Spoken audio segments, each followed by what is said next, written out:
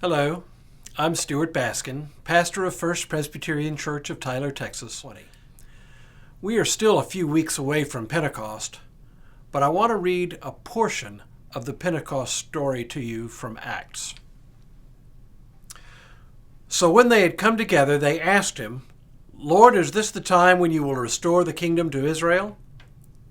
He replied, "It is not for you to know the times or periods that the Father has set by his own authority. But you will receive power when the Holy Spirit has come upon you, and you will be my witnesses in Jerusalem, in Judea and Samaria, and to the ends of the earth." When he had said this, as they were watching, he was lifted up, and a cloud took him out of their sight. While he was going, and they were gazing up toward heaven, suddenly 2 men in white robes stood by them. They said, "Men of Galilee, why do you stand looking up toward heaven? This Jesus who has been taken up from you into heaven will come in the same way as you saw him go into heaven." I know you're well familiar with this story, but there's an element of it that I find both humorous and instructive. As Jesus is taken up, they follow him with their eyes, and their heads begin to point upward.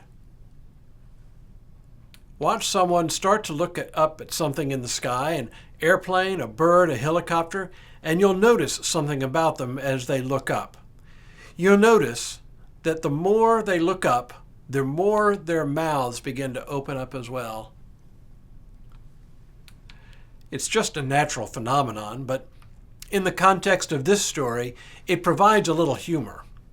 "Men of Galilee, why do you stand looking up toward heaven?" And you can almost hear the angels, surely the men in white are angels, you can almost hear the angels say, "And why are your mouths wide open like that?" But beyond the humor, their question indicates something really important. Why do you stand looking toward heaven? That's a really good question and a really good observation. Because if we want to encounter God, it's not only by looking to heaven, it is by looking at the world around us.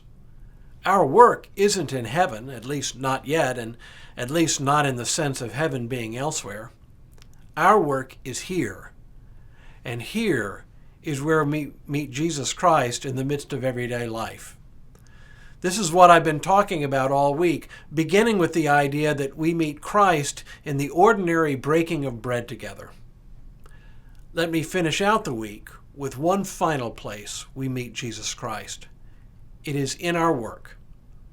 Work in this sense can be our paid job or our volunteer work or in our everyday responsibilities around the home. I'm defining work not just as our paid job, but as our regular tasks in life. The truth is, no matter what we do, we can encounter Jesus Christ in and through what we do. And perhaps even more importantly, others can encounter Christ through us, even when our minds are a million miles away from Christ. A lot of people don't think about their work as particularly holy, but every encounter, every situation, every word can be a time when someone encounters something holy through what we say or do. And it's not always because we set out to do or say something holy.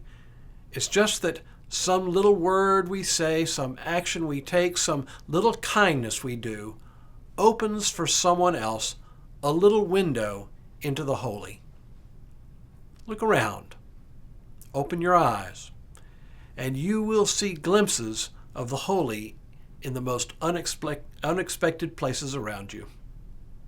And now may God continue to bless you and keep you in all that you do today and tomorrow and all the days ahead.